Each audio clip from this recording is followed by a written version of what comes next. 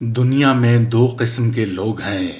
ایک وہ جو دوسروں پر اعتقاد رکھنے والے ہیں، دوئم جن پر دوسرے لوگ اعتقاد رکھتے ہیں۔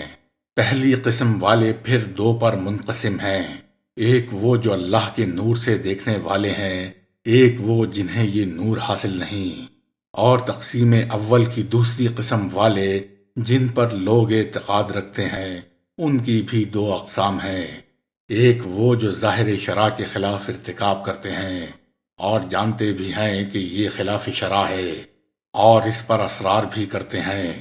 ایک غیر مرتکب۔ کل چار قسمیں ہوئیں: معتقد ناظر بنور اللہ، معتقد غیر ناظر بنور اللہ، معتقد مرتکب معاصی، معتقد غیر مرتکب معاصی۔ قسم اول چونکہ اللہ کے نور سے دیکھنے والے ہیں، وہ خود اچھے برے کام کا حکم لگا سکتے ہیں۔ یہ خود حاکم ہیں، کسی کے محکوم نہیں ہیں۔ انہیں جس طرح اللہ تعالیٰ نے اپنے فضل و کرم سے بتلا دیا تھا، اس سے وہ حق و باطل میں تمیز کر لیتے ہیں۔ دوسری قسم جو معتقد ہیں اور بغیر نور الہی کے دیکھتے ہیں، جیسے کہ ہم لوگ ہیں، ان کا حکم اخیر کے دو اقسام مرتکب کے اختلاف سے بدل جائے گا۔ مثلاً یہ معتقد غیر مرتکب کے معاصی کے ساتھ ہر حالت میں حسن ظن رکھیں گے۔ قسم اول جو مرتکب معاصی ہیں، ان کی پھر تین اقسام ہیں۔ ایک وہ ہیں جن کے ساتھ عارفین و کاملین عقیدت رکھتے ہیں، ان سے انہیں بھی عقیدت رکھنی چاہیے۔ دوسرے وہ ہیں جن کا مشائخ عارفین انکار کرتے ہیں، انہیں بھی ان سے اعتقاد نہیں رکھنا چاہیے۔ ایک تو اس وجہ سے کہ وہ لوگ منکرات میں مبتلا ہیں، دوسرے اس وجہ سے کہ بزرگ بھی ان کی مخالفت کرتے ہیں۔ تیسری قسم وہ ہے جنہیں یہ معلوم نہیں کہ آیا بزرگ بھی انہیں اچھا جانتے ہیں یا نہیں۔ ان کی پھر دو قسمیں ہیں۔ ایک یہ کہ ان سے کوئی کرامت ظاہر نہیں ہوئی ہے، ایسے شخص کے ساتھ ہم بدگمانی کریں گے، کیونکہ وہ خلاف شرع منکرات کا مرتکب ہے، اس پر اصرار کرتا ہے اور اس کے مقابل کوئی کرامت بھی معرض نہیں ہے، نہ کسی کو بزرگوں میں ان کے ساتھ حسن اعتقاد ہے۔ دوسری قسم یہ ہے کہ ان سے کوئی کرامات ظاہر ہوں، ان کی بھی تین قسمیں ہیں۔ اول وہ جو دینداری اور طاعت و عبادت میں اس قدر مشہور ہے کہ ان سے اختلاط یا کسی اور وجہ سے ان کی دینداری پر ظن غالب اور اعتقاد ہو سکتا ہے۔ ایسے آدمی کے ساتھ ہمیں حسن عقیدت رکھنا چاہیے، کیونکہ کرامت اور دینداری دونوں ان کے پاس جمع ہیں۔ ممکن ہے جو بات ان سے خلاف شرع صادر ہوئی، اس میں کوئی راز باطنی ہو جس کو ہم نہیں سمجھ سکتے، جیسا کہ حضرت خضر علیہ السلام کا واقعہ حضرت موسیٰ علیہ السلام کے ساتھ ہوا تھا۔ دوسری قسم وہ ہے کہ وہ جادوگری اور فسق اور کہانت کے ساتھ پہلے ہی سے مشہور ہے، اس پر بھی ہم بدگمانی کریں گے اور اس پر قدح و انکار کریں گے، کیونکہ اس میں نہ دین ہے نہ کرامت ہے، کیونکہ جو کچھ خلاف عادت اس سے ظاہر ہوا، یہ کرامت نہیں بلکہ جادو اور کہانت ہے، یہ شیطان کے دوست کے ہاتھ پر ظاہر ہوتا ہے، نعوذ باللہ۔ اور کرامت ولی اللہ کے ہاتھ پر ظاہر ہوتی ہے، اور ساحر و کاہن کا دین میں کوئی اعتبار نہیں، بلکہ بعض سحر تو کفر ہوتے ہیں۔ اسی طرح اگر منجم یہ اعتقاد کرتا ہے کہ ستارے بذات خود مؤثر ہیں، اور وہ طبیب بھی جو یہ سمجھتا ہے کہ طبیعت بذات خود مؤثر ہے، یہ سب کافر ہیں۔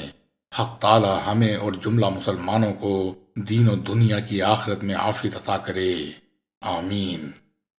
تیسری قسم وہ شخص ہے جو مجہول الحال ہے، نہ اس کی دینداری معلوم ہے، نہ بددیانتی نہ جادوگر ہونا معلوم ہے، نہ اس سے خلاف عادت ہونا ظاہر ہے۔ اس کے بارے میں ہم خاموش رہیں گے اور اس کی حالت میں غور کریں گے، اس کا امتحان کریں گے، تجربہ کریں گے، اس کے ساتھ مباحثہ کریں گے، اس کے اقوال و افعال و اعمال و احوال میں، کیونکہ اس میں دو چیزیں متعارض جمع ہیں۔ فضیلت موجب کرامت ہے، یعنی خرق عادت، اور ذات جو موجب ملامت ہے، یعنی ارتکاب معاصی، اور اس کے ساتھ بحث میں اور امتحان اور مجالست میں ادب کو ملحوظ رکھیں گے۔ اگر ہمیں پہلی دو اقسام میں کسی ایک میں ان کا داخل ہونا اس تجربے سے معلوم ہو گیا تو ان میں انہیں لاحق کر کے انہی کا سا معاملہ کریں گے اور ساتھ کریں گے۔ اگر کچھ معلوم نہ ہو تو جو اس سے منکر صادر آتا ہے اسے دیکھیں گے کہ وہ فحش ہے یا غیر فحش۔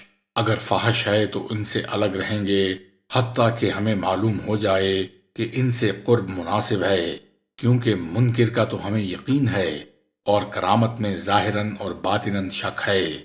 اگر وہ منکر غیر فحش ہے تو ہم ان کے قریب ہوں گے جب تک ہمیں یہ معلوم نہ ہو جائے کہ دوری ان سے بہتر ہے، کیونکہ کرامت کا احتمال ہے اور مسلمانوں کے ساتھ حسن ظن مستحب ہے، لیکن تھوڑا سا خلاف شرع کام اس سے محفوظ نہیں، مگر طبیب خالص کا وجود بہت ہی نادر ہے۔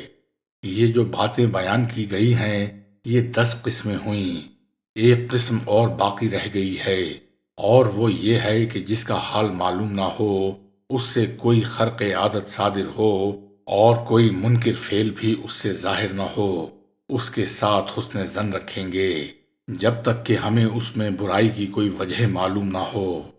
یہ سارا بیان جب ہے کہ جب کرامات کا ظہور بغیر چیلنج اور دعویٰ کیا ہو اور جس میں سبب مدح و ذم دونوں مخالف ہوں اور دونوں سبب برابر بھی ہوں، ایک کو دوسرے پر ترجیح نہ ہو سکے اور شک پیدا ہو جائے اور ان کا حال ہم پر مخفی رہے تو ہم اس پر توقف کریں گے، نہ ان کے نیک ہونے کا حکم لگائیں گے نہ برے ہونے کا، نہ ان کی مدح کریں گے نہ ذم، نہ ان سے عقیدت کریں گے نہ انہیں جانچیں گے، بلکہ ان کا حل اللہ کے حوالے کریں گے جو علیم و خبیر ہے، جس کے مثل کوئی نہ سنتا ہے نہ دیکھتا ہے۔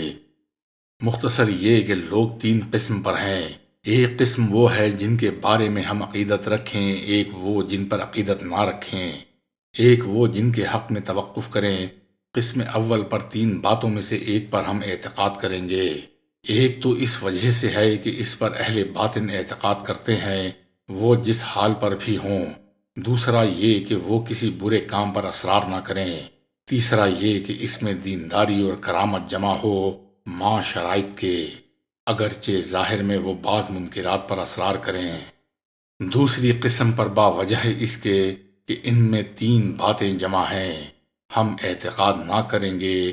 اول یہ کہ ظاہر شرع میں فعل برا ہے، وہ اس کا ارتکاب کرتے ہیں اور جان کر اس پر اصرار کرتے ہیں، دوسرے ان سے کوئی کرامت ظاہر نہیں ہوتی، تیسرا ان سے اہل باطن کے اعتقاد ہونے کا ہمیں علم نہیں ہے، اور قسم ثالث میں باوجہ جمع ہونے 3 باتوں کے ہم توقف کرتے ہیں، ایک تو ان سے خرق عادت ظاہر ہوتی ہے، دوسرے ان کی حالت ہمیں معلوم نہیں، تیسرے ان کا ارتکاب کرنا اور اصرار کرنا ایسے معاصی پر جسے وہ جانتے ہیں کہ معصیت ہے، ہم ان سے اور ان کی جانب سے بحث کریں گے، اگر ہمیں کوئی دلیل جو ان کی نیکی یا برائی پر ظاہر ہو جائے تو اس کے متقاضا پر عمل کریں گے، ورنہ اگر وہ کھلا گناہ ہے تو ان سے الگ رہیں گے، اگر کھلا نہ ہو تو ان سے ملتے رہیں گے۔